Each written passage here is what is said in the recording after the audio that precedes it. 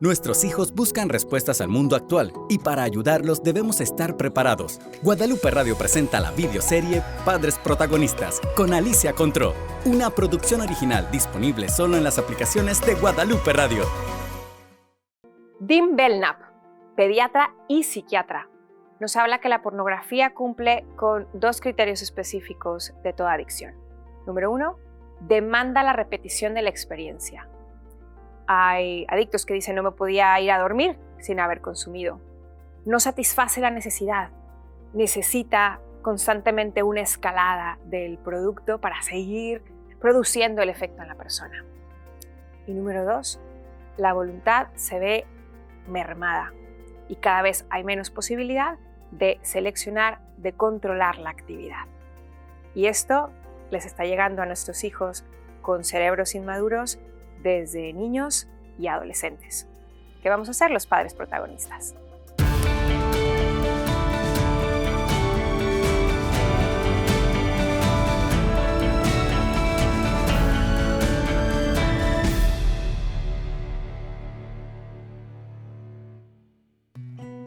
Bienvenidos a este capítulo en esta serie original para Guadalupe Radio, Padres Protagonistas. Y el día de hoy vamos a hablar de la falsa intimidad. Cada vez hay más conciencia de los daños que la pornografía hace y sin embargo, a pesar de que tenemos más ciencia a nuestro favor, más testimonios, sigue habiendo gente que justifica como si fuera simplemente un objeto más a placer, un objeto más de consumo. Vamos a ver si eso es así. ¿Qué podemos hacer los padres protagonistas frente a esta realidad que va permeando la cultura, el ambiente, los medios y lo que nuestros hijos y nosotros vamos respirando? ¿Cuáles son algunos de los riesgos o de las situaciones que estamos viendo que impactan a la familia? Bueno, pues antes, pensemos por ejemplo en los 80s, pues esto era un tema de alguna revista, que la pornografía tiene entre nosotros, lo que la historia, de maneras distintas, de formas diferentes según los medios del momento. En los 80s, por ejemplo, ya teníamos todo el boom de la revolución sexual, teníamos las revistas, Playboy en pleno, pero seguía siendo algo más bien hacia adultos, particularmente varones, y pues de no tan fácil acceso para los menores. Esto empezó a cambiar. Cuando llega la televisión, saben, con las antenas parabólicas, ¿se acuerdan? Y entonces habría alguno de los amigos que tenía una, mucha gente todavía no, y empieza a tenerse acceso. Los videocassettes, las películas, DVDs. Hoy tenemos no solamente internet, sino internet en los dispositivos móviles que tienen los niños a veces desde el preescolar. Y entonces el papá que comparte, que da, porque al final no es que sean de los niños, son los papás que los compartimos, está sin darse cuenta a veces dando pues una carta de contenidos de todo tipo. Hay contenidos, los únicos contenidos que pueden hacer daño a los hijos, evidentemente no solamente es la pornografía, hay de muchos. Como estamos ahora en esta serie hablando de educación sexual, bueno, es un tema bastante pertinente. Entonces, por un lado, está haciendo daño esta exposición tan temprana. Hemos estado hablando de la escalera educativa, todo lo que vamos viendo, y si se fijan, lo que ha ido permeando todo el acompañamiento que damos es lo positivo. En algún momento hablamos de 5-1. Por cada cosa que queremos prevenir, hablemos de cosas positivas. Bueno, vamos a empezar a hablar justo. Hoy estamos hablando de uno de los temas que hay que prevenir. Hay que prevenir pronto porque llega antes de lo que pensamos. Pues imagínense que para muchos niños y niñas, el primer contacto, quizá la primera conversación que tengan con sus papás, si le podríamos llamar conversación a veces, el primer intercambio con el mundo en temas de sexualidad es desde una cultura pornográfica que enseña violencia, que enseña mentira y que es súper impresionante y que engancha el cerebro. Acuérdense que estamos muy bien hechos y por eso la pornografía vende, porque la sexualidad es increíble, es maravillosa, lo vimos desde el primer capítulo, es una dimensión de la persona y si la persona está bien hecha y es un bien, por lo tanto, la sexualidad es un bien. Pero como el demonio no crea nada y solamente tuerce lo que ya existe, ¿qué es lo que nos presenta? Una versión enferma, distorsionada, deshumanizada, que promete placer, éxtasis, y lo único que deja es vacío, mentiras y soledad. Afecta lo temprano que está llegando, hay menos criterio, el cerebro es más impresionante, está todavía en desarrollo, hay menos defensas personales. Está afectando la cantidad. Por ejemplo, les doy algunos datos durísimos. Pornhub, la empresa que está detrás de esto es MindGeek, que por cierto está perdiendo demandas millonarias de víctimas de trata cuyas violaciones fueron grabadas y estaban publicadas en sus sitios. Y bueno, esta empresa que gana legalmente, sin hablar de toda la dark web, ¿no? la web oscura, millones de dólares cada año, nos publica, nos regala cada año sus análisis de contenidos y de consumo. Y es impresionante ver el tipo de contenidos que más se consumen. Por ejemplo, ¿saben ustedes que uno de los principales son todo lo que tiene que ver con pornografía infantil? Eso es abuso infantil. Entonces está llegando para a dañar la mente de nuestros niños desde edades tempranas y para moldear la mente de jóvenes y adultos. Ahora, concretamente, si nos fuéramos así por edades, ¿cuáles son los efectos que estamos viendo? Y para esto hay más de 40 estudios desde la neurociencia, el estudio del cerebro, que vemos cómo va moldeando el cerebro y cómo afecta el cerebro. Entonces, concretamente, por ejemplo, en niños pequeños, ¿qué es lo que estamos viendo? Hay un incremento importante de conductas que llamamos conductas sexuales inapropiadas, conductas sexuales dañinas, porque el término original es americano.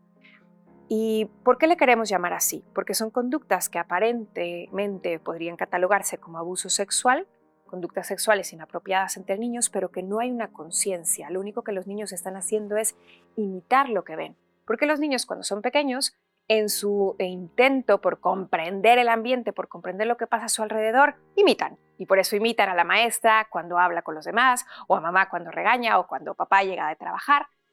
Pues si tienen contacto con este contenido que no saben en dónde insertar, muchos de ellos lo repiten con los hermanos, lo repiten con los compañeros de clase. Comportamientos sexuales dañinos. ¿Para quiénes? Para los dos involucrados. La parte que lo está representando y aquella parte que lo está recibiendo. Esto va en incremento y luego imaginen cuando estos niños, los padres se enteran y después cómo reacciona ese padre, esa madre ante ese niño o esa niña, catalogándole, poniendo una etiqueta, diciéndole que aquello es terrible. Vamos a suponer que no lo imitó, solamente le tocó encontrárselo. Y como papás a veces lo único que decimos es aquello es malo, lo cual es cierto. Pero si no hacemos la distinción entre esto que es mentira y la sexualidad verdadera, que es buena, increíble, es sana, integradora, corremos el peligro que desde el inicio, por el contacto inadecuado, inapropiado de estos pequeños, estamos marcando una línea educativa, deseducativa en realidad, de la sexualidad que permeará, si no corregimos, el resto del tiempo. Adolescentes. ¿Qué es lo que vemos en ellos? Obviamente empieza a ser primero un impacto gravísimo a la autoestima, porque aquello que ven, aquello que está representado no se parece ni a sus cuerpos, ni a los cuerpos que ven en los demás, ni a las respuestas físicas, porque es mentira, porque es una exageración. Y sabemos cuando estamos viendo una película de ciencia ficción que no podríamos esperar esto, o uno esperaría, ¿no? Los adolescentes con esto no saben distinguirlo, y de paso los adultos tampoco, pero ahorita vamos a ellos. Y les vamos enseñando con este consumo, que fácilmente se vuelve adictivo, a una cultura de gratificación inmediata, con todas las actividades de riesgo que consumir esto conlleva. Entonces, fíjense, ¿qué pasa con un cerebro que de por sí el impulso está a tope? Porque no es un cerebro malo, es un cerebro en desarrollo. Y lo que toca hacer a nosotros como adultos, como formadores, es ir acompañando. Entonces, imaginen este cerebro que ya de por sí está en este proceso, llegamos con esta bomba, hace una realmente como bomba atómica, y la persona que estaba en un proceso para poder aprender a ser dueño de sí mismo, que no quiere decir controlarse como si el impulso sexual fuera terrible, no, Es que es maravilloso, pero está llamado a ser tu mejor versión. Y en lugar de ayudarte a ser dueño de ti mismo para que llegues a ser tu mejor versión, te haces esclavo del impulso. Y con esto, buscando actividades de riesgo, porque como veíamos en un principio, en esta búsqueda insaciable de cada vez más, porque el impulso adictivo no se sacia a sí mismo. Y esto lo sabe muy bien quien vende apuestas, porque se segregan sustancias que dicen, qué padre, gané $1, ¿y por qué no puedo ganar 10? ¿Y por qué no 100? ¿Y por qué no 1000? Tuve una excitación sexual, ¿y por qué no otra? ¿Y por qué no otra? ¿Y por qué no otra? Pero nunca queda satisfecho. Niños, adolescentes súper vulnerables y nosotros como padres protagonistas que debiéramos de protegerlos y a veces no lo estamos haciendo.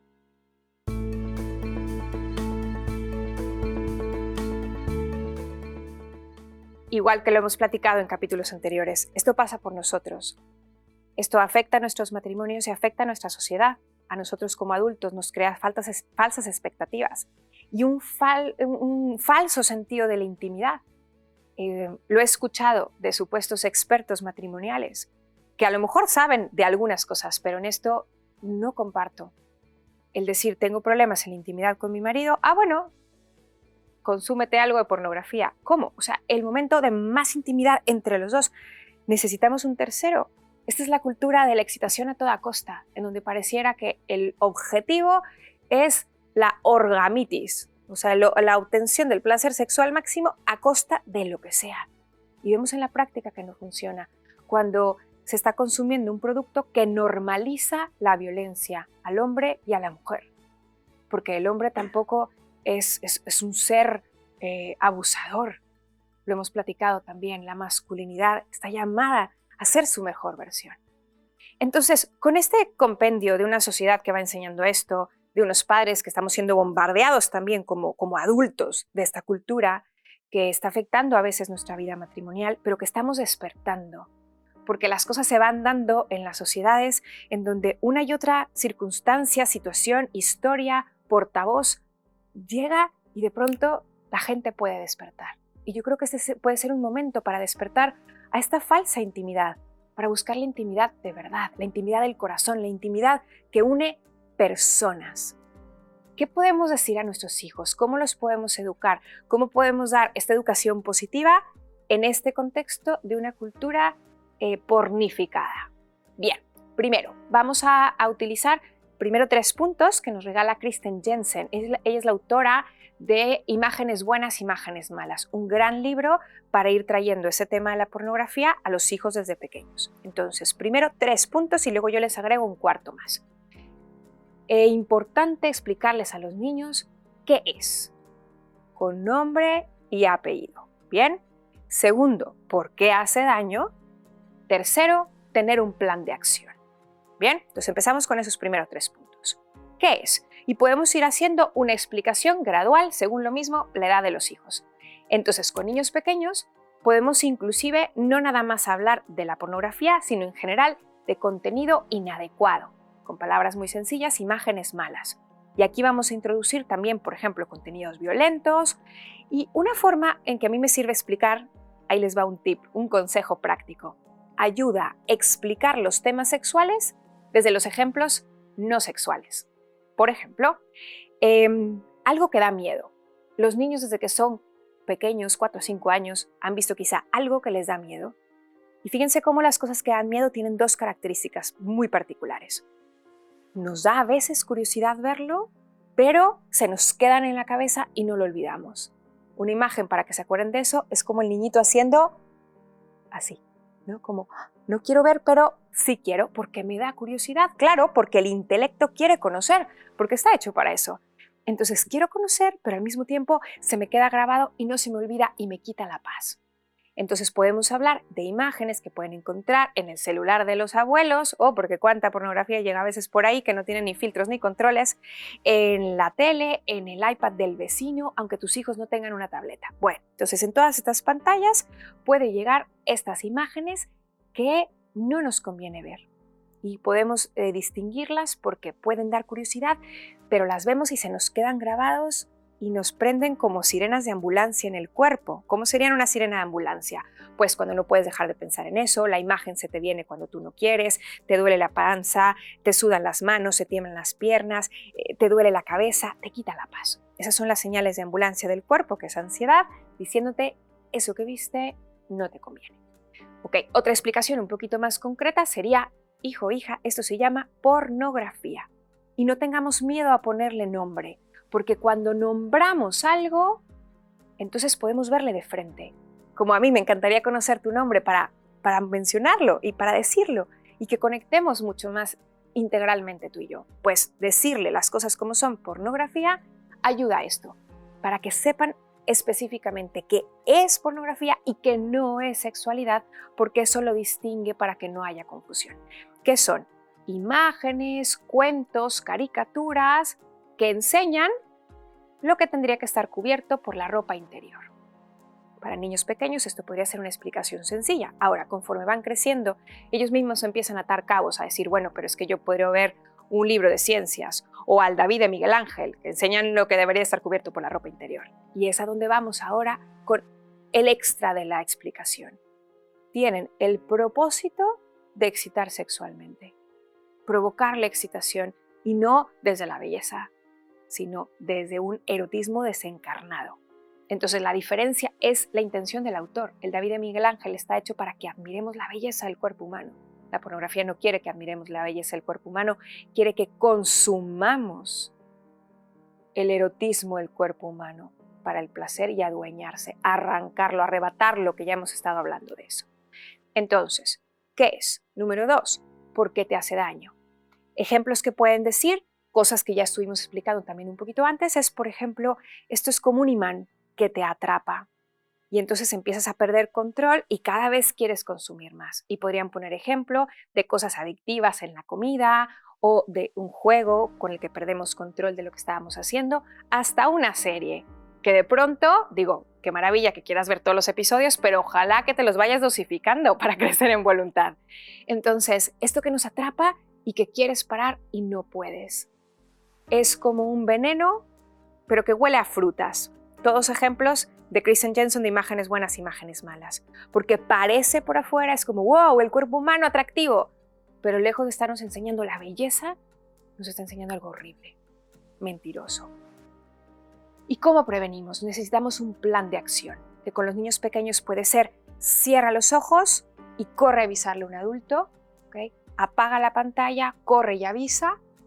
Y con los más grandes, quizá cuando ya han sido expuestos, podemos ir agregando pasos, como cerrar la pantalla. Tienes derecho, hay que enseñarles esto, tienes derecho a no seguirlo viendo, no importa si te lo puso tu amigo, tienes derecho a cerrar los ojos. Nombra lo que ves, ponle nombre, eso que viste no es sexualidad de verdad, porque cuando nombramos, traemos a la luz la realidad. Nombra lo que ves, ve y pide ayuda. Y si esto viene recurrente a tu mente, distrae tu mente y de preferencia fuera de pantallas. Salta a caminar con tu perro, ponte a tirar la pelota de básquetbol, dibuja, canta, socializa con personas que te quieren, porque eso ayuda al cerebro que piensa a ponerse al frente y no dejar que estos impulsos sean los que controlen. Yo agrego a estos 3 puntos un cuarto más. Enseñar a nuestros niños y niñas por qué puede sucederles que les dé curiosidad. De alguna manera está implícito en la explicación, pero me gusta puntualizarlo.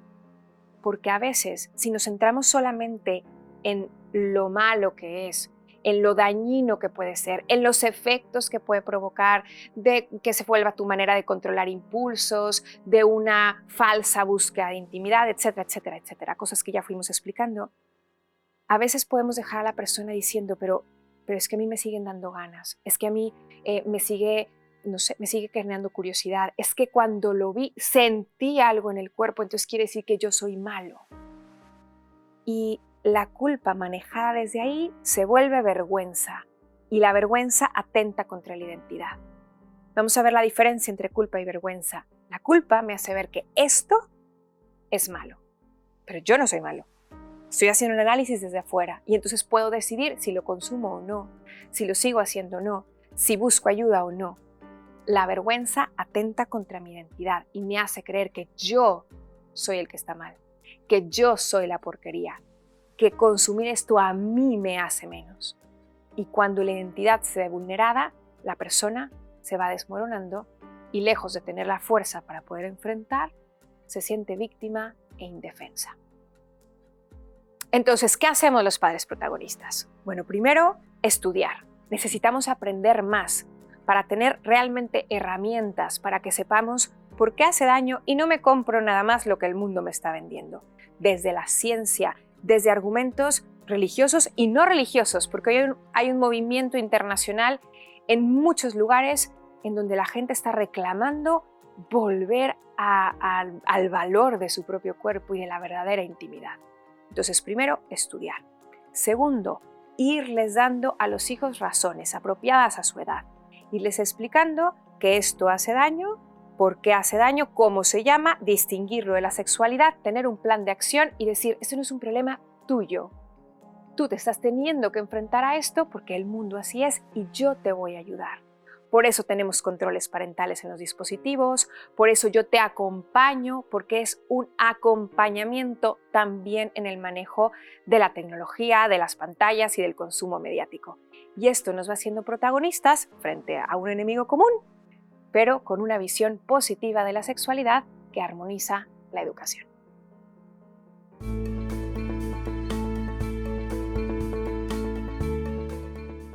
En el siguiente capítulo veremos cómo le hacemos para acompañar a los hijos ahora en otro tema que podría parecer precioso o terrible, según como lo quieran ver. Estas etapas de los primeros amores que a veces llegan pequeños, a veces llegan un poco más adolescentes, y qué es lo que podemos hacer para acompañarlos en esta etapa de desarrollo increíble.